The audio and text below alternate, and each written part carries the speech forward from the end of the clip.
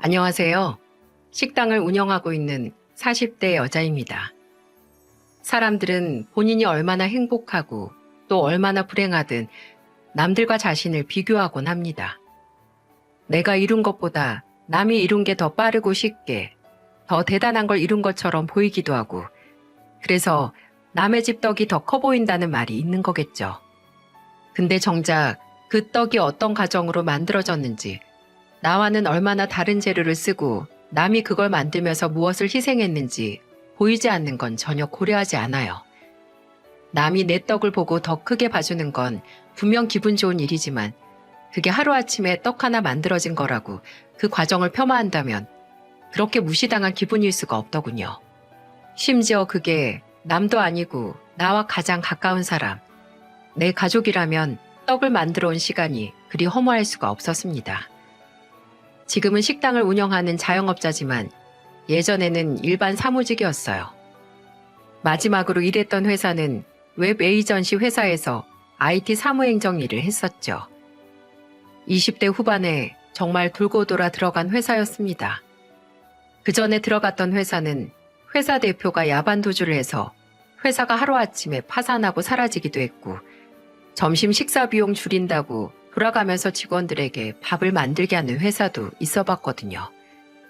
수준이 절로 떨어지는 회사에서 내가 이러려고 대학 나온 게 아닌데 이러자고 시간하고 돈 써가면서 각종 자격증을 땄나 하고 괴로워하고 있던 와중 중소기업인 웹 에이전시에 들어갔던 거였어요. 허접한 회사에서 시간 낭비하다가 20대 후반에 막내로 들어간 가장 정상적인 회사였어요. 언감생심, 재취업을 하긴 했지만 그 당시 제 자존감은 떨어질 대로 떨어져 있을 때였고요. 물론 비온 뒤 날이 갠 것처럼 드디어 제대로 된 회사에 취업을 했던 게 떨어진 자존감을 회복하는 데 도움이 되긴 했지만 차라리 계속해서 허접한 회사를 전전하는 게 낫지. 그때 저는 그 94일생과 같았던 회사에 들어갔으면 안 됐었을지도 모르겠습니다. 마지막 회사에서 저는 남편을 만났어요. 저는 막 입사한 신입 막내였고 남편은 제 직속 사수였어요. 제가 늦게 신입으로 들어가서 그 당시 남편의 직급은 대리였는데 나이가 비슷했어요. 그때 남편은 참 회사에 적응을 못하던 제게 든든한 상사였죠. 따로 밥을 사주기도 했고 퇴근 시간이 지나서도 제게 업무를 가르쳐주기 위해 남기도 했어요. 한 번은 제가 프로그램이 익숙치 않아서 실수를 한 적이 있었는데 팀장님까지 나와서 정신 좀 차리라고 하시며 아주 된통 깨졌을 때가 있었거든요. 깨질 대로 깨지고 아무리 경력이 물경력이라도 내가 이 정도 기본적인 실수할 사람이 아닌데 하는 생각에 울적해서 손에 일이 안 잡히는 거예요. 근데 그때 남편이 다가와서 카드를 내밀면서 그러더라고요. 경희 씨, 이거 들고 나가서 커피 한잔 하고 와요. 제일 비싼 거 먹어도 돼. 남편이 제게 내민 건 남편 본인의 카드였어요. 그리고 덧붙이길 언제든 기분 전환이 필요하면 가져가서 달달한 거 먹고 힘을 내라고 하더군요. 그때 남편은 제가 회사에서 기댈 수 있는 유일한 존재였는지 몰라요. 그 회사가 의외로 텃세가 심하기도 했거든요. 제가 그런 남편에게 마음이 가는 건 거의 생존 본능이나 마찬가지였습니다. 그리고 그 당시 저는 그걸 사랑이라고 느꼈던 거죠. 하지만 남편이 그저 적당한 상대였다는 건 아니었어요. 남편은 제게는 든든한 지원군이었고 또 결혼 전부터 저희 가족에게 참 잘했거든요. 제 고향은 시골 마을인데 부모님은 지금도 그곳에서 소를 키우면서 살고 계세요. 이남 일녀 중 장녀인 제게 2명의 남동생이 있는데 그중 막내가 저희 집안의 아픈 손가락이었죠. 막내 동생은 학생 때부터 운동 특기생으로 체육시설이 있는 학교 기숙사에서 지내면서 전국체전을 준비하는 특기생이었어요. 전국체전에 나가서 입상을 할 정도로 운동을 잘했고 또 운동밖에 모르던 애였죠. 근데 오랜 운동생활로 자잘한 부상들이 겹치고 또 겹쳤고 계속되는 자극들로 인해 유리창에 금이가 깨지는 것처럼 동생은 연습 중 치명적인 부상을 입고 장애인 판정을 받게 됐어요. 평생을 날아다니듯 뛰어다니면서 땀을 흘리던 애가 휠체어에 앉아서 생활을 하게 됐으니 우울증이 극심했죠. 한순간 꿈을 잃어버린 막내 동생을 보고 저희 가족은 차마 동생 앞에서 눈물을 보이지도 못했습니다. 가장 울고 싶은 건 막내 동생일 테니까요. 그래도 다행히 부상은 막내 동생의 운동에 대한 열정을 사그라지지 않게 만들었고 피나는 재활 치료와 강도 높은 훈련으로 장애인 운동선수 에이전시에 들어가서 운동에 대한 꿈을 새로운 길로 이어갔습니다. 남편은 늘 제 막내 동생이 얼마나 대단한 사람인지 어떤 조건과 환경 속에서도 포기를 하지 않는 게 존경스럽다는 이야기를 했는데 특히 본인의 여동생과 제 동생을 그렇게 비교를 했었어요. 내 동생이 경민이 반만 닮아도 진짜 소원이 없어. 나이가 비슷한데 어떻게 일이 다를까? 아, 성훈 씨 동생은 아직 취업 준비하고 있다고 했지? 학교는 졸업했잖아. 대학 졸업장만 있지. 제대로 된 취업 준비한 적도 없어. 단기 알바 몇 개 한 게 걔 이력서의 전부야. 아버지 닮아가지고 한량이 팔자인 건지. 솔직히 그 나이에 혼자 취업도 못하고 백수로 살면 좀 초조하고 불안할 만하잖아? 근데 세윤이 걔는 그런 게 없어. 그나마 민훈이는 지 살 길 찾아서 군대 말뚝 박는다고 하는데 아휴, 세윤이 걔가 문제야. 걔는 그냥 평생 저러고 살 것 같아. 남편도 저와 같이 동생이 2명이었는데 집안의 골칫거리는 둘째인 여동생이었다고 했습니다. 남편이 말하길 아버지도 백수로 몇 년 동안 놀고 있는데 그 길을 여동생이 따라가고 있는 것 같다며 머리 아파했었죠. 종종 저와 데이트 중에 남편 휴대폰이 울려서 전화를 받으면 열의 절반은 여동생이 용돈 좀 보내달라는 연락이기도 했고요. 저는 결혼 전 시댁 식구들 중에서는 시어머니만 먼저 만나봤었거든요. 백수인 시아버지 때문에 몇 년 동안 홀로 가게를 지켜온 시어머니께서는 작고 오래된 백반집을 운영하셨죠. 그래서 연애할 당시에 가서 식사를 한 적이 있었어요. 테이블이 5개 정도인 아주 작은 식당이었지만 시어머니께서 아주 분주하게 움직이시며 열정적으로 일하는 걸 본 기억이 나네요. 또 제가 고향이 시골이라는 걸 아시고 따로 반찬을 챙겨서 들려주시기도 했고요. 내가 특출나진 않아도 웬만한 반찬은 거의 할 줄 아니까 먹고 싶은 거 있으면 성훈이한테 말해요. 내가 만들어다가 얘한테 들려보낼게. 라고 하시면서 말이죠. 시어머니의 첫인상이 아주 푸근하고 친절하셔서 그런지 아직 만나보지 못한 시댁 식구들에 대한 기대도 생겼습니다. 그냥 지레짐작이었던 거죠. 시어머니께서도 이렇게 좋은 분이시니 남편은 백수라고 답답해하지만 시아버지와 시누이도 분명 좋은 사람들일 거라고요. 근데 그건 제 인생에 있어서 손꼽힐 만한 착각이었습니다. 시아버지와 시누이는 진짜 가족으로 엮이지만 않았으면 상종도 안 했을 그런 사람들이었어요. 아직도 생각이 나는 상견례 사건이 있습니다. 양가 가족들 다 모여있는 자리에서 조용히 속이 터질 뻔한 그런 사건이었죠. 그 사건은 한창 식사를 하고 있는데 대뜸 시작된 시누이의 말로 시작이 됐어요. 어? 언니, 이거 못 보던 가방이네요? 저번에 엄마 식당에서 봤을 때랑 집에 왔을 때 다른 가방 메고 왔던 것 같은데? 네? 아, 다른 가방 맞아요. 언니 가방 되게 많다. 다 명품이에요? 부럽다. 아가씨도 얼른 좋은 데 취업해서 돈 벌면 그때 돈 모아서 얼마든지 살 수 있어요. 뭐 3,400짜리 명품 가방은 아니었지만 그래도 아직 백수인 시누이에게는 제 가방이 좋아 보였나 봅니다. 그래서 적당히 대답을 했는데 제 가방을 계속 흘끗 보던 시누이가 이런 말을 하더군요. 새언니는 얘다 뭐 하기로 했어요? 거기 내 것도 있어요? 참나, 갑자기 무슨 소리야? 그게 너랑 무슨 상관인데? 왜 상관이 없어? 원래 예단에는 시댁 가족들한테 주는 선물도 있는 거 아니야? 언니, 저는 다른 건 필요 없고 가방 하나면 돼요. 웬만하면 언니가 들고 다니는 가방이랑 비슷한 브랜드로요. 그럼 제가 그 가방 들고 열심히 면접 보고 다니면서 꼭 취업할게요. 야, 네가 가방이 없어서 지금까지 백수였어? 희한한 소리 하지 마. 아, 장모님 장인어른 죄송합니다. 얘가 나이만 먹었지 아직 철이 없어요. 저희 부모님께서는 신우이의 뜬금없고 어이없는 말에 그냥 웃으셨어요. 젊으니까 한창 그런 거 가지고 싶을만 하다고 얼른 돈 벌어야겠다고 하시면서 웃으셨죠. 올해는 꼭 좋은 소식이 있을 거라고 덕담도 하셨어요.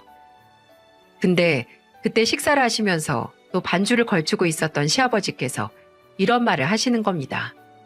아, 저 사돈어른이 그 뭐냐, 그 소 팔아서 우리 세윤이 가방 사주시면 되겠네요.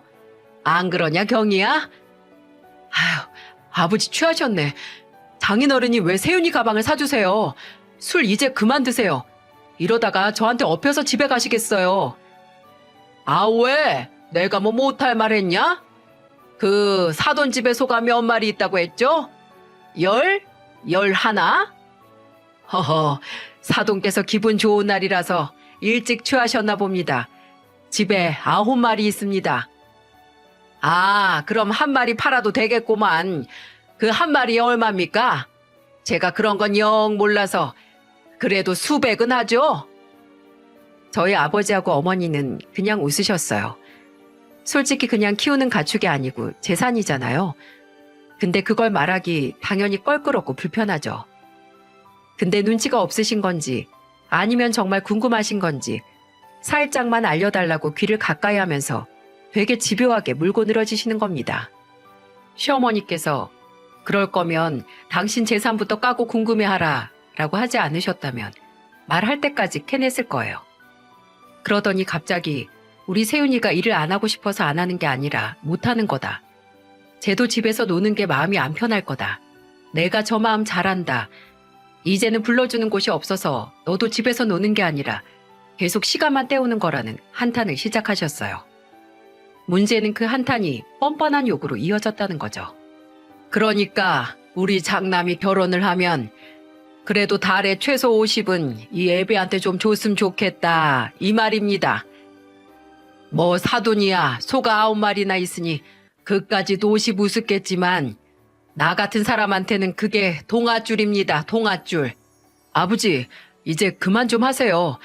왜 여기서 그런 말을 하세요? 장인어른 죄송합니다. 아버지께서 많이 취하셨어요. 당신 일어나. 가서 세수를 하고 오든 차에 먼저 가 있든지. 왜 아들한테 중요한 자리에서 이런 추태야?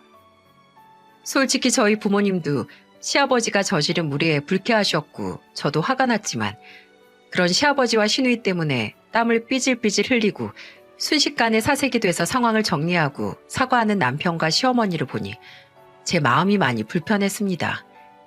두 사람이 너무 안쓰러웠어요. 그날이 있고 나서 시어머니는 제게 따로 이런 말씀을 하셨어요.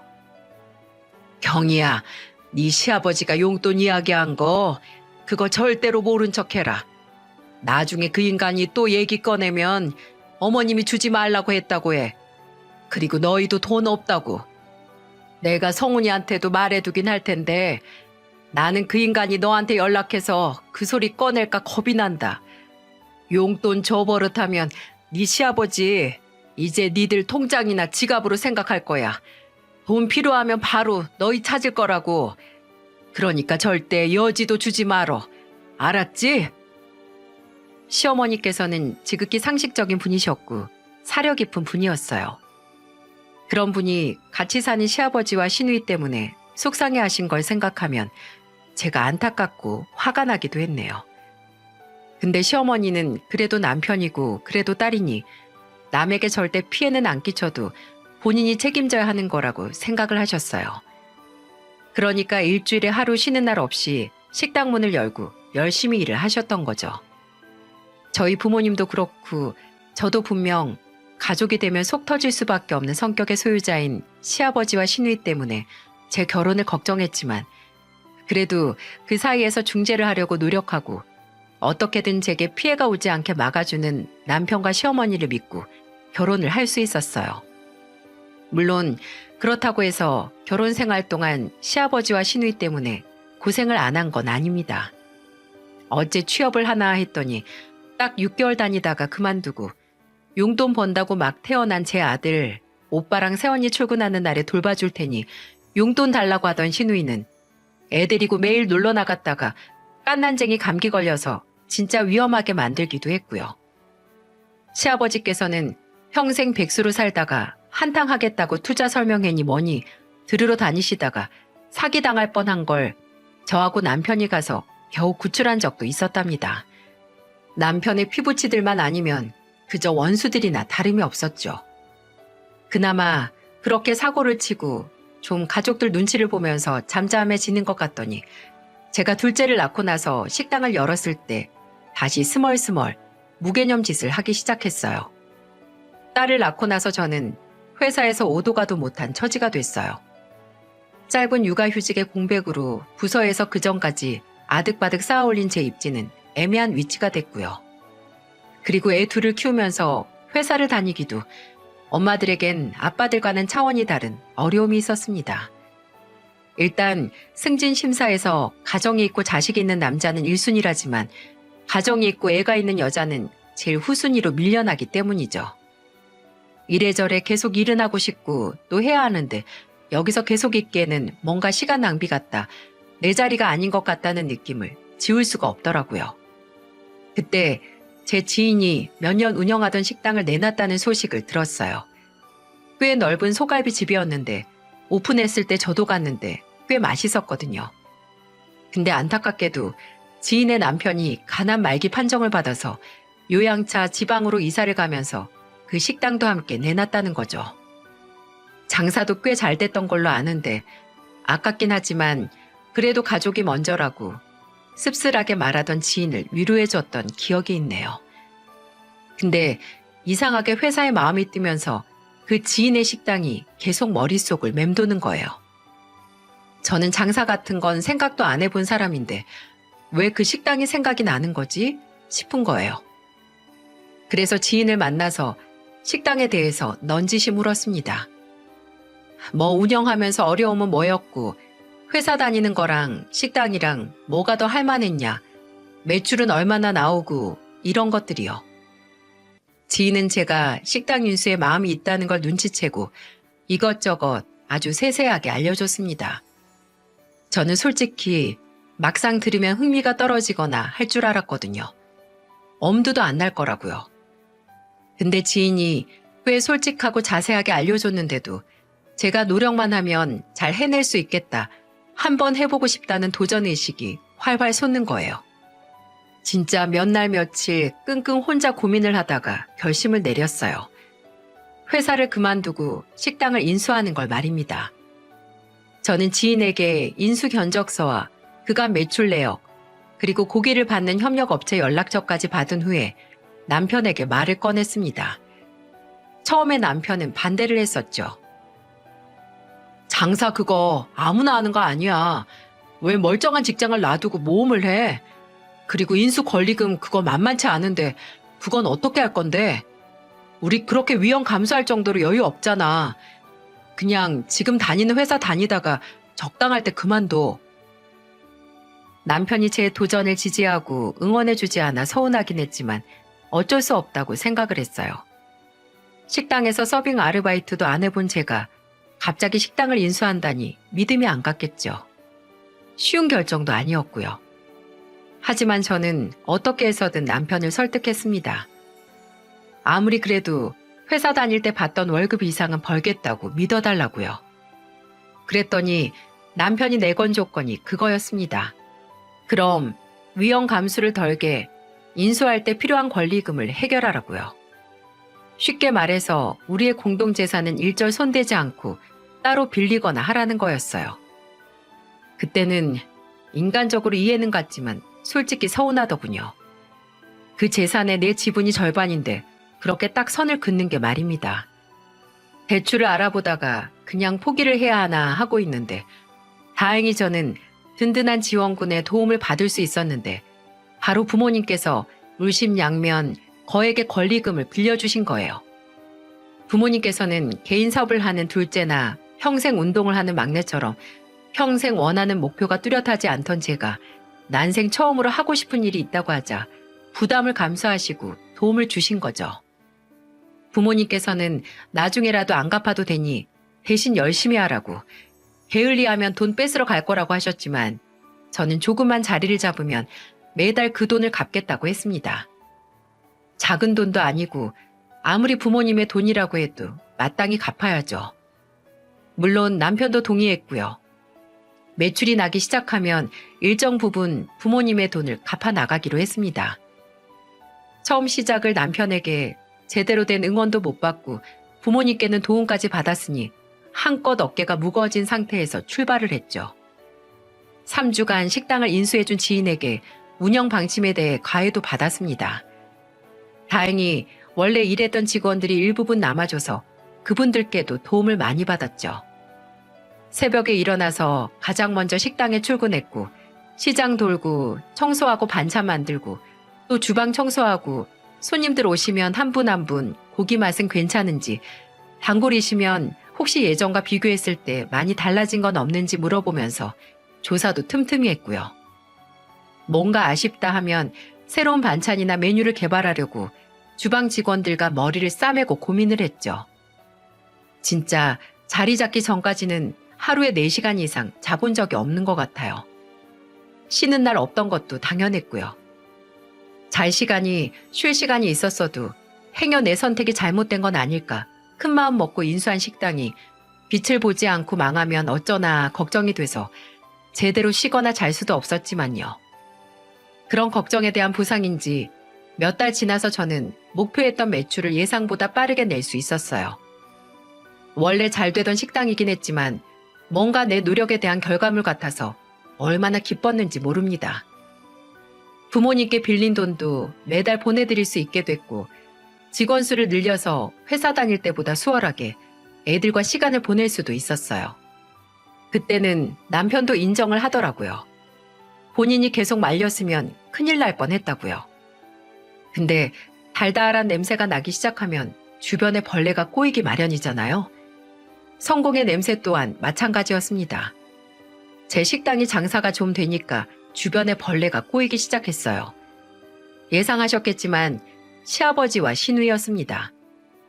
시아버지는 진짜 제 식당에 뻔질나게 드나드셨어요. 와서 공짜로 고기와 술을 축내고 가시기도 했고 그냥 우리 며느리 장사 잘하나 하고 와서 시간을 때우다가 가신 적도 있었습니다. 그런데 그렇게 오셔서 손님들에게 본인이 사장인 척 하셨나 봐요. 오는 손님들마다 그 사장님 안 보이시네요? 하셔서 제가 사장인데요 하니까 아, 며느리가 일 도와주는 거 아니었냐고 자기들은 그 어르신이 사장인 줄 알았다는 거예요. 참나 어이가 없어서. 나중에는 시아버지가 아예 본인 친구들까지 데리고 오셔서 식당 들어오자마자 여기가 내 가게야 하시는데 화가 나다 못해 어처구니가 없어서 헛웃음이 나는 겁니다. 그래서 제가 직접 나가서 시아버지 친구분들이 있는 테이블에서 주문 받으면서 말했어요. 저희 시아버지가 며느리 가게 매출 올려주신다고 이렇게 친구분들 많이 모시고 오셨네요. 오늘은 아버님께서 한턱 내시는 거 맞죠? 제가 서비스 팍팍 드릴 테니까 맛있게 드시고 가세요. 시아버지 친구분들이 시아버지에게 며느리 가게? 라고 묻는 걸 보고 웃으면서 주방으로 들어와 열심히 서비스로 나갈 음식을 준비했습니다. 시아버지는 이날 일을 시어머니께 말씀드리셨나 봐요. 시어머니께서 전부 말해주지 않으셨긴 하지만 분명 제 욕을 하신 거였어요. 진짜 유치해서. 시아버지뿐만이 아니라 시누이도 제 식당에 올 때마다 아주 진상을 부렸는데 호울뿐인 취업 준비하면서 용돈 번다고 제 식당에서 일하게 해달라고 해서 시켜줬더니 일은 안 하고 연애만 하더라고요. 아니 연애가 아니라 짝사랑이었죠. 그 당시 매니저가 젊은 남자였는데 성격도 좋고 사람이 참 괜찮았어요. 근데 시누이가 저희 매니저한테 마음이 있는지 그렇게 일은 안 하고 오빠 따라다니면서 어떻게든 매니저 눈에 띄려고 하더라고요. 근데 매니저는 4년 정도 사귄 여자친구가 있었거든요. 심지어 둘이 동거를 하는 사실상 결혼이나 마찬가지인 사이였죠. 저는 시누이에게 임자 있는 사람 따라다니지 말라고 그러다 진짜 큰일 난다고 했는데 그렇게 말 안 듣고 일방적으로 연락하더니 신우이가 식당에서 일할 때 매니저 여자친구가 여기 조세윤이 누구냐고, 왜 밤마다 남의 애인한테 문자하고 전화하냐고 찾아와서 따지는 지경에 이르렀죠. 남의 남자 뺏으려다가 개망신 당한 신우이는 그날부로 제게 말도 안 하고 일을 그만뒀습니다. 어이가 없었지만 솔직히 진짜 얼굴 팔렸을 거예요. 또 솔직히 신우이가 일도 못해서 그렇게 자연스럽게 제 식당에서 내보낼 수 있어 다행이었습니다. 시어머니랑 남편에게 미안해서 자르지도 못하고 있었거든요. 시어머니하고 남편은 이 소식을 듣고 수치스러워 죽으려고 했어요.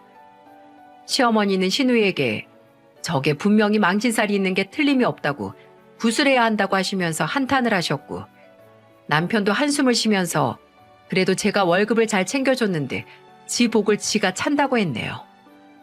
저는 이때까지만 해도 경우 없는 신우이는 경우 없는 시아버지와 꼭 닮았고, 상식적인 시어머니를 상식적인 남편과 시동생이 꼭 닮은 거라고 믿었어요. 근 10년의 결혼 생활 동안 한치의 의심도 없었죠. 하지만 아니었습니다. 시부모님의 자식들 중 시어머니를 닮은 건 시동생 단 한 사람뿐이었어요. 제가 식당을 인수하고 1년이 조금 넘어갈 때였습니다. 식당을 인수하기 전 제게 찾아왔던 일종의 슬럼프가 남편에게도 오기 시작했어요. 근데 남편의 슬럼프는 이상한 계기로 찾아왔어요. 진짜 말하기도 창피한데 남편이 음주운전을 하다가 단속에 걸려서 면허가 정지됐었거든요. 뭐 운이 없었네 뭐네 하는데 그냥 술 먹고 운전대를 안 잡았으면 일어나지도 않을 일이었죠. 근데 그 후로 남편은 갑자기 올해 본인이 일이 안 풀리는 것 같다고 하는 겁니다. 요새 회사에서도 계속 실수만 하고 일할 의욕도 안 나고 당신이 회사에 맘 뜬 것처럼 나도 슬슬 직장을 옮겨야 하나 봐. 나는 솔직히 승진만 됐으면 그 회사에 그냥 남았을걸? 근데 당신은 승진한 지도 얼마 안 됐잖아. 그니까 승진을 했는데도 왜 이렇게 의욕이 안 나고 내 자리가 안 나는 것 같지? 아휴, 괜히 우울하다. 그때부터 남편은 제게 회사를 그만두고 싶다는 이야기를 했어요. 시간이 흘러 나이를 더 먹기 전에 다른 일을 하고 싶다고요. 근데 막상 그때 남편이 뭘 하고 싶다 하는 생각도 저처럼 기회가 온 것도 아니었어요. 그렇게 다니기 싫으면 일단 그만두고 우리 식당에서 같이 일하자. 안 그래도 재찬이 결혼하고 나서 다른 일 알아본다고 했는데 당신 올해까지만 다니고 그만두면 시기가 딱 맞아. 당신 식당을? 아, 됐어. 내가 거기서 뭐해. 주방에서 일할 것도 아닌데. 나는 서비스직이 적성에 안 맞아. 차라리 회사에 남는 게 낫지. 당장 할 수 있는 일도 없으면서 이것도 싫다 저것도 싫다 하는 남편에게 슬슬 짜증이 나기 시작했는데, 이 인간이 제게 이런 방구도 없이 덜컥 사직서를 내고 온 게 아니겠어요? 심지어 저는 남편이 일을 그만뒀다는 사실도 계속 연락을 해오던 직장 동료에게서 들었습니다. 왜 갑자기 일을 그만둬? 아직 뭐 해야 할지 모르겠다며. 회사 그만둬도 내 식당에서 같이 일하는 것도 싫다며. 아, 계속 회사에 다니고 있으니까 안일해져서 하고 싶은 일이 생각이 안 나는 것 같아서 그만뒀어. 일단 천천히 생각해 보려고. 당신도 회사 그만두고 지금 일하는 거 아니야. 천직 찾았다고. 나는 인수가 확정되고 나서 사직서 썼어. 부모님한테 돈 빌려서 권리금 확보되고 나서 그만둔 거고, 당신은 아직 준비된 게 아무것도 없잖아. 남편은 본인과 저를 비교하기 시작했습니다. 본인도 회사를 그만두고 장사든 뭐든 개인 사업을 시작하면 저처럼 돈 벌어먹고 살 수 있다고요. 그러더니 대뜸 유통사업을 하고 싶다고 하더라고요. 저는 이때 그래, 지도 무슨 생각이 있었겠지 했어요. 근데 그냥 막연히 유통사업일 뿐 뭔가 형태가 보이는 계획이 없는 겁니다. 그래놓고 저한테 뭐라고 했는지 아세요? 여보, 나 그거 꼭 해보고 싶어. 죽이 되든 밥이 되든 해보고 싶단 말이야. 그러니까 나 딱 2억만 도와주면 안 돼? 당신 장사 잘 되잖아. 이 사람이 제정신인가 싶더라고요. 왜 죽이 돼도 하나요? 키워야 할 애가 둘인데 죽이 되면 큰일인 거죠. 물론 제 식당이 장사가 잘 되긴 했지만 이제 1년이 넘었는데 어떻게 2억이라는 돈이 여윳돈으로 있겠어요? 여보, 일단 진정 좀 해. 당신 지금 뭐라도 해보고 싶은 마음이 앞서서 상황 판단이 잘 안 되는 것 같아. 당신도 그랬잖아. 잘 다니던 회사 그만두고 해보지도 않던 식당 인수한 사람이 누군데. 지금 내 마음 누구보다 당신이 잘할 거 아니야. 나도 이제 좀 내 일 해보고 싶어. 내가 주인인 일. 알아. 아는데 당신하고 나는 경우가 다르지. 내가 말했잖아.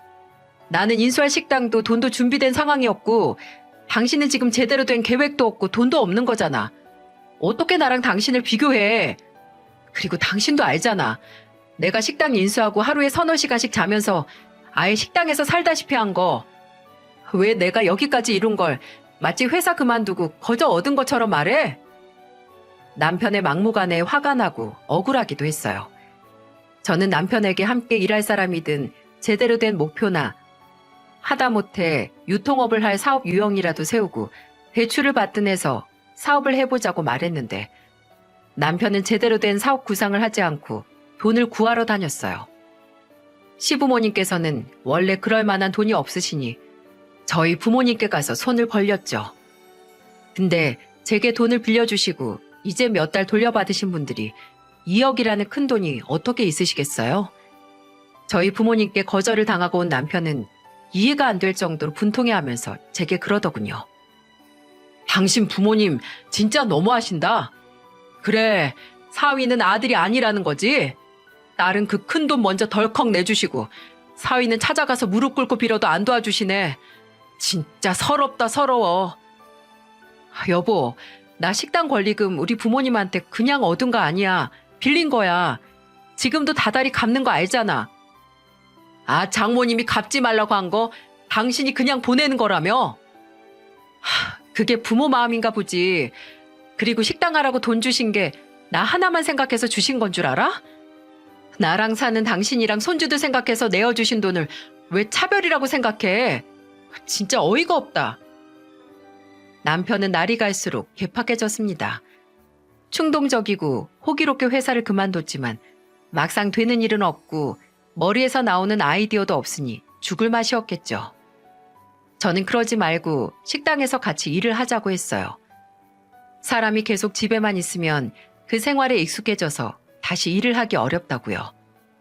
근데 남편은 거절했습니다. 그러다가 식당 일에 익숙해져서 거기 눌러앉게 되면 어떻게 하냐고 하더라고요. 그때부터 저하고 남편은 점점 사이가 틀어지기 시작했죠. 저는 남편에게 더 이상 말을 걸지 않게 됐고 남편은 본인이 그렇게나 한심하게 생각하던 시아버지와 시누이를 닮아가는 것 같았어요. 남편의 백수 생활이 길어지면서 시간은 점점 흘렀어요. 그러다가 제 둘째 동생이 하던 사업이 힘들어져서 저희 부모님께서 진짜 있는 돈 없는 돈 다 쓸어다가 동생을 도와주셨거든요. 그걸 안 남편은 코웃음을 치면서 겁봐, 돈 있으면서 없는 척 하신 거라니까? 와, 진짜 실망이다. 실망이라고 하더군요. 진짜 짜증이 났습니다. 일단 동생에게 빌려주신 돈은 2억도 안 됐을 뿐더러 동생은 그래도 몇 년 동안 지속적으로 하던 사업이 있던 거라서 도움만 받으면 회복을 할 수 있었어요. 근데 남편은 저희 부모님이 터도 없고 뼈대도 없는 곳에 돈을 투자하시길 바랬으면서 억울해하는 거예요. 남편의 꼬인 오해와 불만은 날이 갈수록 깊어지는 것 같았고 얼마 지나지 않아 제 분통과 함께 폭발하고 말았어요. 저희 어머니께서 원래 심장이 안 좋으셨거든요. 그래서 제가 식당을 열고 나서 한번 심부전 증세로 호흡곤란이 오셨고 쓰러진 적이 있었어요. 계속 병원 다니시면서 약을 복용하셨는데 금세 상태가 안 좋아지셔서 결국 좌심실에 보조장치를 이식하는 수술을 하셔야 했습니다. 동생에게 돈 빌려주신 지 얼마 되지 않았는데 갑자기 그렇게 큰 수술을 하게 돼서 심적으로도 또 돈적으로도 부담이 많이 되셨을 거예요. 두 분은 일부분 보험이 적용된다고 저희에게 아무 걱정하지 말라고 하셨지만 그래도 수술을 받고 나시면 어머니께서는 무리를 하시면 안 되니 일도 못하실 텐데 걱정이 이만저만이 아니었어요. 그래서 어머니께서 수술을 날짜로 받고 얼마 남지 않았을 때 제가 그 전에 식당 인수할 때 주셨던 돈 일부분 먼저 갚겠다고 부모님께 1,000만 원을 만들어서 드렸습니다. 그 돈 나중에도 갚지 말라고 하시던 아버지는 돈을 받자마자 제게 전화를 해서 말씀하셨죠. 형이야, 돈 보내지 말라니까 왜 그랬어? 너 식당 한 지 얼마나 됐다고? 얼마 안 돼서 그거밖에 못 보내는 거예요. 어차피 갚아야 하는 돈이고 권리금 빌려주셨던 거 다 돌려드리는 것도 아니고 1,000만 원인데 이 정도는 하게 해주세요, 아빠. 아버지와의 전화를 끊었는데 어머니 수술날 전에 병원에 한번 들르겠다고 하고 전화를 끊었는데 갑자기 뒤에서 굉장히 뾰족한 목소리가 들리는 거예요. 당신 장인어른한테 1,000만 원 보냈어? 아, 깜짝이야. 보냈어. 엄마 수술하시니까 어차피 갚을 돈 먼저 드린 거지. 와, 진짜 웃긴다. 내가 뭐 좀 해보겠다고 도와달라고 했을 때는 남처럼 굴더니 그래, 피를 나눈 당신 부모라 이거지? 나는 남이나 마찬가지 남편이라서 모른 척 하는 거고. 왜 갑자기 10인데? 당신도 알잖아. 그 돈 어차피 우리 부모님한테 빌린 거고 언젠가 갚아야 한다는 거. 엄마 수술하신다고 하니까 그 김에 드리는 건데 뭐가 불만이야? 당신도 그랬잖아. 장인 장모님께 빌린 돈 빨리 갚자고. 근데 장모님이란 장인어른이 갚지 말라고 했다며? 받을 생각 없다고. 그거야 우리 부모님이 부모 마음으로 한 소리고 난 갚을 거야. 그래서 우리 돈 당신이 마음대로 쓴다고? 나 같은 백수 남편은 그 돈에 권리조차 없으니까 난 무시하고 당신이 혼자 내린 결정 아니야? 우리 돈? 그래, 말 나온 김에 말해보자. 당신 이제 몇 달만 있으면 백수 된 지 1년이야. 근데 그 대단한 사업 구상 얼마나 있는데? 매일 집에서 놀고 먹으면서 한다 재촉하지 마라. 이런 소리만 하지 제대로 한 게 뭐가 있냐고. 근데 내가 당신이 그동안 우울하다고 매일 인터넷이나 TV에서 쇼핑 광고만 보면서 물건 사는 거 우리 돈 함부로 돈 쓴다고 뭐라 한 적 있어? 따지고 보면 내가 부모님 드리려고 만든 1,000만 원 내 돈도 아니고 원래 우리 부모님 돈인 걸 일찍 돌려드린 것 뿐이야. 나는 분명 같이 일하자고 나와서 일하라고 했는데 그거 거절한 건 당신이잖아. 당신이 그 권리 다 발로 찬 거 모르겠어? 아무리 설명을 해도 왜 자신의 사업에 돈을 보태주지 않는지, 왜 제가 부모님께 돈을 드린 건지 이해를 못하더군요. 아니, 이해할 생각조차 하지 않았어요. 그 인간 저희 어머니 수술날도 그렇고 수술 끝나고서도 병문안 한 번, 연락 한 번 안 드렸습니다. 진짜 가족 아니라고 모른 척하는 게 누군데. 정말 한톨 남아있던 정까지 바스라지려고 하는데 저희 어머니께서 수술 후 무사히 회복하신 다음에 고향으로 내려가셨을 때 일이 터지고야 말았어요. 저하고 한판한 후로는 남편은 집에 잘 안 붙어 있었거든요. 나가면 대체 어디서 지내는지 외박도 자주 하고 연락도 안 되는 날이 있었어요. 그날도 초저녁에 나가더니 외박을 하더라고요. 진짜 막 가자는 건지. 근데 남편이 외박을 하고 다음날 오후에 저희 어머니께 전화가 왔습니다. 형이야, 조서방, 아까 왔다 갔다. 어머니는 남편이 그날 외박을 한 남편이 저희 시골 부모님 댁에 왔다 갔다고 하셨어요. 저는 그 사람이 그렇게 돌아다니더니 수술하신 우리 엄마 괜찮으신가, 혼자 갔다 온 건가 생각을 했습니다. 참 순진한 생각이었죠. 사이가 왔다 갔다는 말씀을 하시며 저희 어머니는 정말 깊은 한숨을 쉬셨어요. 그리고 이내 이렇게 말씀하셨죠. 와서 네가 나 수술 받기 전에 준 1,000만 원 밖에 소를 팔아서라도 갚으라고 하더라. 이게 무슨 일이니? 아니 갚으라니 그게 무슨 말이야? 제가 묻고 싶었습니다. 아니 대체 뭘 갚으라는 건지 진짜 남편이 정신이 나간 건가 싶었어요. 저는 말도 안 나와서 한참을 더듬다가 어머니께 자초지정을 물었고 어머니는 일단 말을 빨리 하시면 흥분을 하셔서 최대한 천천히 제게 설명을 해주셨습니다. 그날 이른 오후에 남편이 혼자 부모님 댁에 갔다고 해요. 그때 아버지께서 잠깐 나가셨던 터라 어머니 혼자 집에 계셨는데 어머니는 수술하고 나서 연락이 없던 사이가 죄송해서 직접 찾아온 건가 생각하셨대요. 근데 남편은 대뜸 저희 아버지를 찾았고 어머니가 뒤에 있는 밭에 갔다고 하자 이렇게 말했다고 하네요. 장인어른하고 같이 계실 때 말씀드리려고 했는데 일단 장모님께 먼저 말씀드릴게요. 아무래도 수술한 당사자는 장모님이니까요. 그게 무슨 소린가 조서방? 무슨 얘기를 하게? 수술 전에 애엄마한테 1,000만 원 받으셨죠? 아, 그래. 받았지. 나 수술한다고 빌린 돈 미리 갚겠다고 경희가 보냈다고 하더라. 근데 그거 원래 안 받으시려고 한 돈이잖아요. 왜 갑자기 말이 바뀌어서 받으시는 건데요?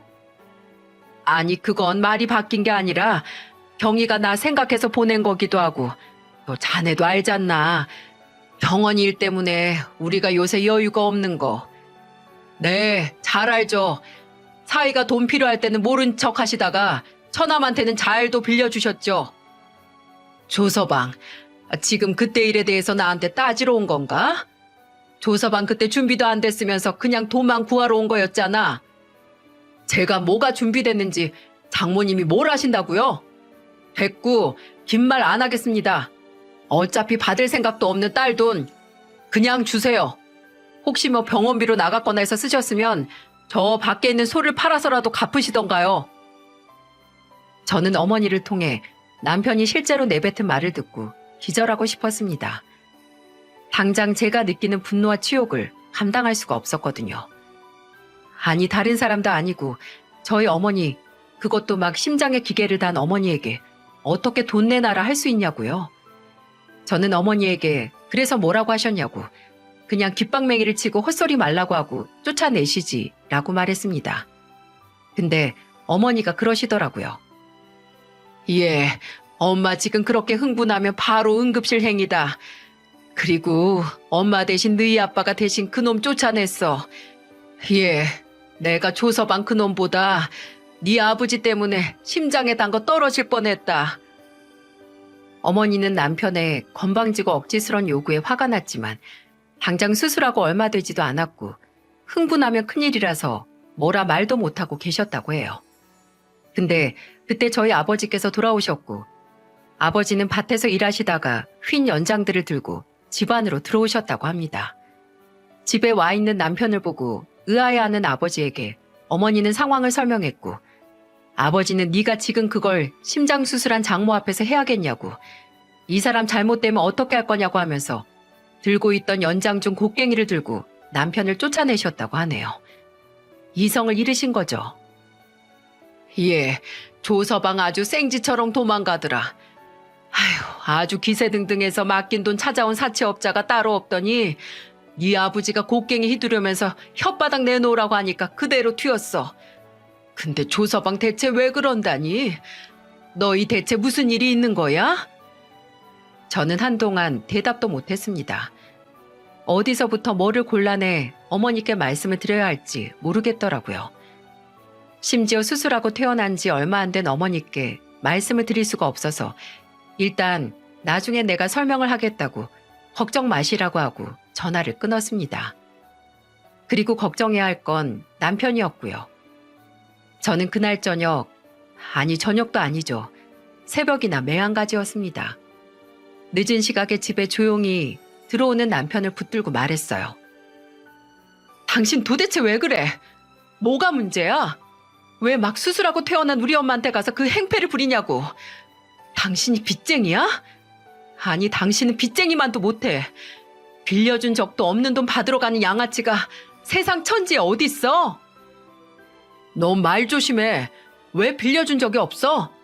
당신이 1,000만 원 장모님께 드렸잖아. 진짜 말이 안 통한다. 그게 그냥 드린 거냐고 갚은 거지. 근데 안 받겠다고 하셨다며. 그 돈을 왜 그냥 모른 척하고 있어?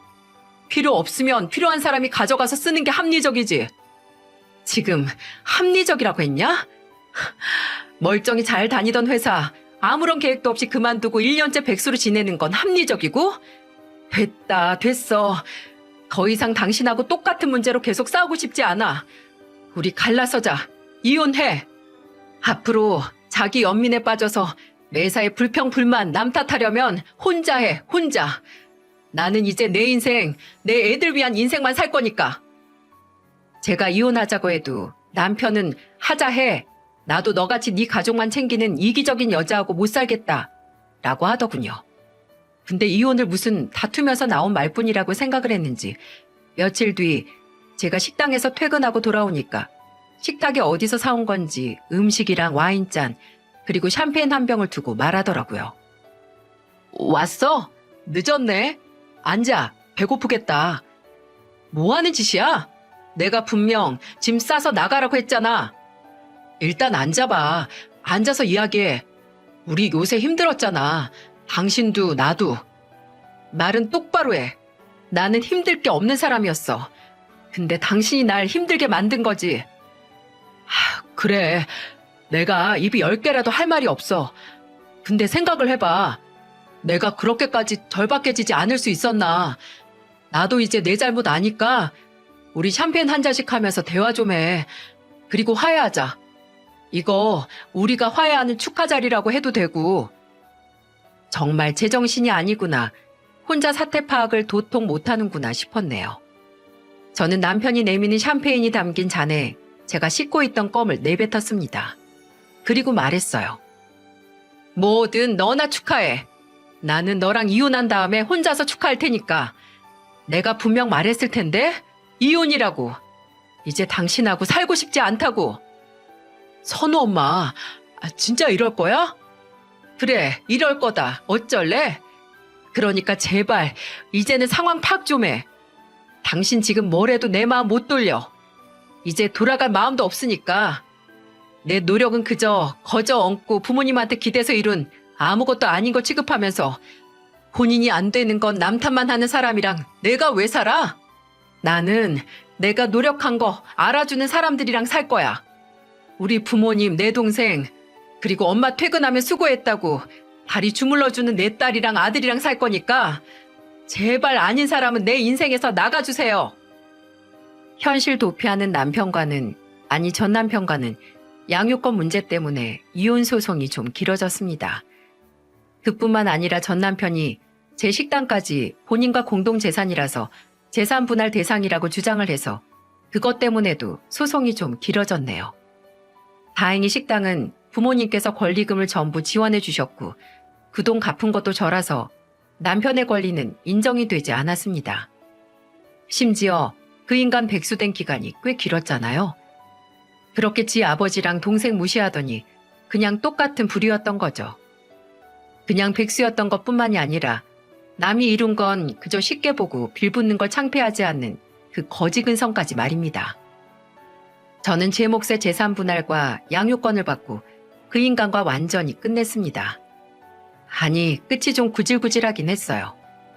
전 남편이 이혼은 받아들이겠지만 본인이 자리 잡을 때까지 같은 집에서 살게 해주면 안 되냐고 제게 부탁했거든요.